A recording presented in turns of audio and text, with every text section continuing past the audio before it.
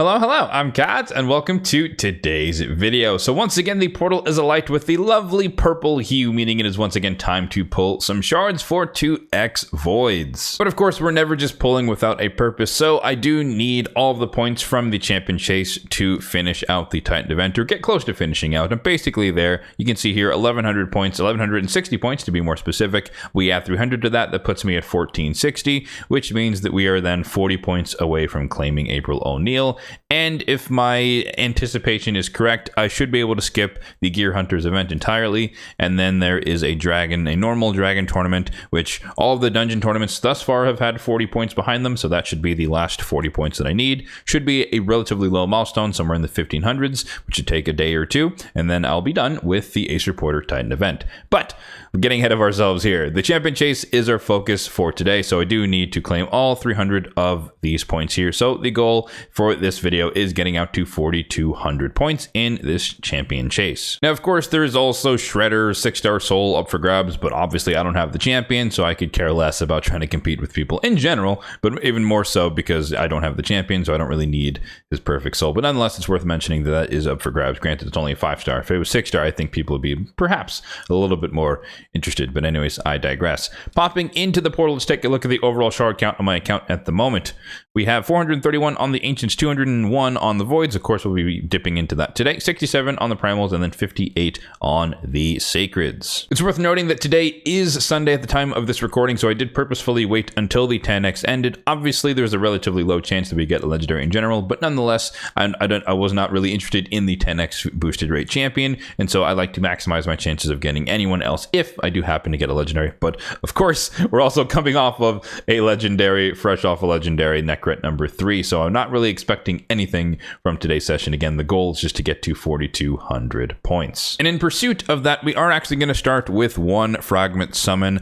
I am stuck probably with the majority of you guys on stage 8 in the Cursed City, currently on hard mode. So I've seen some of my clanmates make some or get some utility out of Esme the Dancer. So we're going to see if we can try and use her to some success in against that horrendous stage. That I think that's like the one stage, the one iteration of S6/S8 that has been, or that is the only bottleneck for me that I cannot yet get past. So if she happens to be the solution, then fantastic. I don't plan to book her, full disclosure, but I do want to try her out and see if she works. I have her on my account. I did the fusion forever ago, so might as well. We'll see what it does, or see what she can do.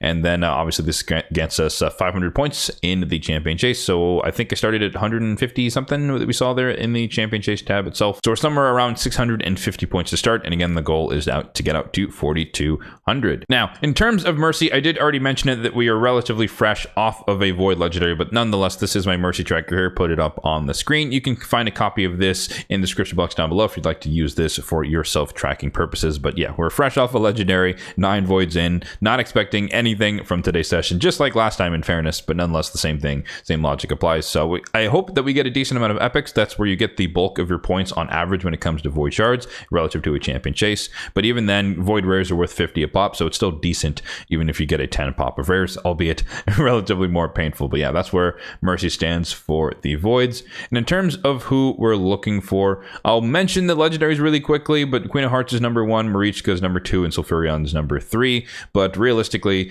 I'm looking more so for epics today. So Whisper would be number 1. I'd like to keep empowering my primary Whisper, but I also need to empower my secondary Whisper, so I need a lot more copies. I think I need 6 more copies of her.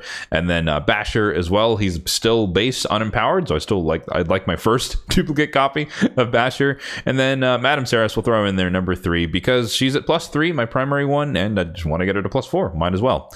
So without further ado, let's dive into the shard pulls here. We've got just enough space. Well, relatively, we should have enough space. 50-ish slots should be enough to get 4,000 points. We've got plenty of cash, and hopefully we get some decent epic rate luck. That's what we're looking for from today's session. So we do want to see a decent amount of epics, maybe 1 per 10 pop on average. If we're a little bit better than average, I would say 2 per 10 pop. And okay, we're super lucky. We get another legendary 5 voids later. That's crazy. We'll take it though. 1,400 points. That is a massive amount of points to get from a 10 pop here. But Blind Seer, I do have her already, so this is going to be a lovely faction guardian for Dark Elves. Oh, and look at that, the Glade Wolves from the former previous fusion that I totally needed during that fusion, but I digress. But yeah, honestly, Blind Seer, she's pretty decent after the recent buff. Turn meter control on the A1 triple hitter, decent for Fire Knight if you happen to have pulled her early enough for Fire Knight normal to be your bane of your existence. But this ability here, nice heal, block debuffs, and a shield, really good protection ability on a 3-turn cooldown. And then this ability here, a revive on a 4-turn cooldown when booked. All allies 50% HP, 30% turn meter, and block damage for 1 turn. So I use her as my primary healer reviver for hard mode faction wars. Granted, I'm still stuck on stage 14 because without having her relatively high or like mid to high level awakening, she's relatively squishy against boss minions and whatnot, but nonetheless we'll take it. So 1400 points on the first unpop plus the 600 that we started with, so we're already at 2000, so we're halfway there. And then Sylar, honorable mention, AoE on the A1, good for a stun set, AoE on the A2 as well, but Tigris actually, again, stun set works.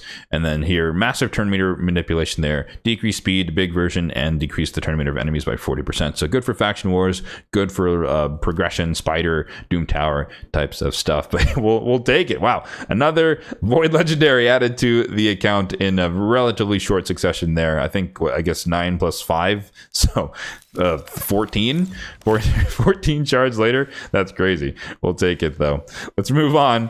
Let's see if we can continue. Hopefully we can go back to real reality here and get some more epics, or you know what, a 10 pop of rares is totally fair and warranted, so we accept that. That is totally fair considering what just happened. Honorable mention here to Reliquary Tender, still one of the best rare cleansers in the game, probably the second best rare reviver in the game, and I still use her against the Nether Spider, believe it or not, just as a cleanser, continuous heals, pairs well with my Tuhanarok, who also cleanses on her passive, so I just run that tandem together as the survival for that comp. And then honorable mention, I will say Selenia Nightcloak. I've heard decent things about her, but I saw recently that someone was using her against the Sand Devil. So in those Sand Devil teams where you run Godseeker and Eerie plus DPS, having her with the HP burn, I think potential to activate it. I didn't think that would be that effective, but nonetheless, I did see it in action. So it's a pretty decent shout for her capabilities there. That was an extra 500 points, so we're at 2,500 in the champion chase. There is our 1 epic. Hopefully we can get 2. There we go, 2 epics. This is going to be a decent amount of points. Bloodhorn is a Broadmaw rare, so we'll definitely take that. 1,000 points, so we're at 3,500. So we could get 10 more rares here. We'll do 1 more 10 pop. That should get us there. But if we do get 10 rares, game's lagging. Love to see it. But 10 rares would be just shy. That put us at 4,000 points, but I'm hopeful. I'm hopeful that we'll get at least 1 epic here. There we go. There's the 1 epic. All right, Frenzy the Cackler, decent champion, good for wave content, provoke, HP burn, placing, and then I think she can activate it as well. So another double epic pull, we'll take that. And Uragrim, great support. I use him a lot for like the challenge tournaments nowadays. I used to use him. He used to be on my primary dragon hard mode team, but AoE poisons, AoE continuous heals, and then more poisons on the A1. And then a single target cleanse, which can be pretty decent. But yeah, did I say Frenzy as a provoke? I think I did. But yeah, she's good for CC. I've used her in Faction Wars and the Cursed City as needed. So there you go. We had the perfect amount of space in the end, 40 slots, even though I freed up 50, but I forgot I was going to summon Esme the Dancer. Bad math on my part there.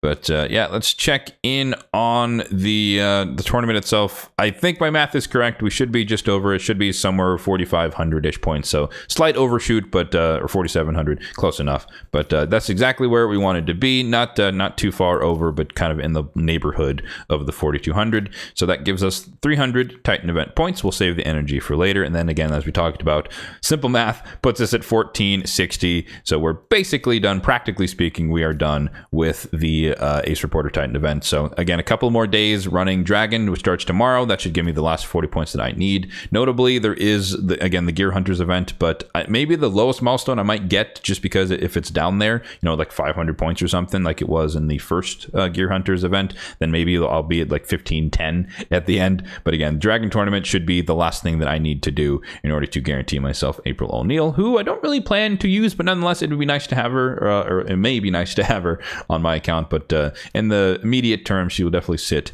in the vault. So mythical tome, actually, what all did we get there? But legendary tome, mythical tome, 6-star mythical chaos aura, some eternal soul essence, all good stuff, all stuff that I like to see. And again, it practically guarantees us the champion there. In the index, something is new. What did we get that's new? Oh, Esme the Dancer. Duh. Okay. I was like, I thought, pretty sure I had all of the, everyone that we pulled so far. But yeah, of course, we summoned Esme. She is new because I've yet to summon her because she was a fusion.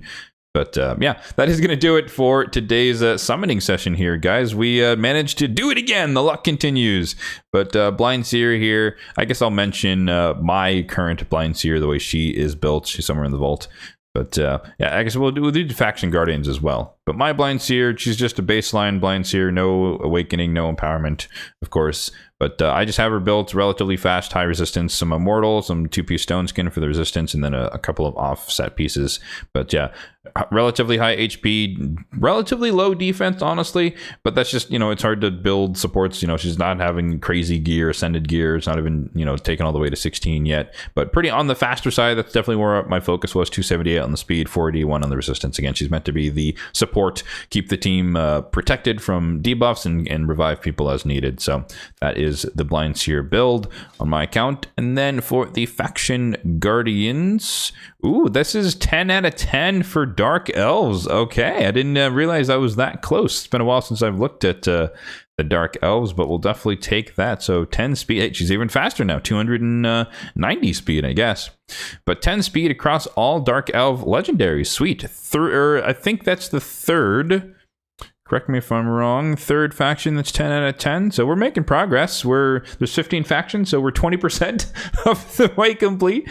As far as 10 out of 10 goes, it only took 5 years to get to 10% or 20%. But yeah, let's take a look at the index here really quickly and see who all does that benefit. Mithrala comes to mind.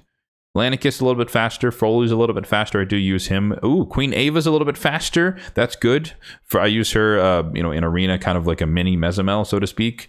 But Lydia is a bit faster. That's great. She's in protection, so that's even good, or even better. Mithrala's definitely one who came to mind. Physic's a little bit faster. Cool. Rule the Hunt Master a little bit faster. All right, so that's all goodness. We got a decent amount of speed on a bunch of champions that I do happen to make use of on my account. But yeah, that is going to do it for today's video. Let me know in the comment section down below. Did you also pull some of your voids for or over this weekend? Did you pull during the 2x or 10x, or did you wait until afterward? Just depending on what your immediate goals were for void legendaries on your account. As always, if you did enjoy this video, then be sure to hit that like button down below. It really does help out the channel. And also feel free to hit the subscribe button down below as well, if and only if you're enjoying the content overall on this channel for more content just like this one in the future. Thanks for watching and have a good one.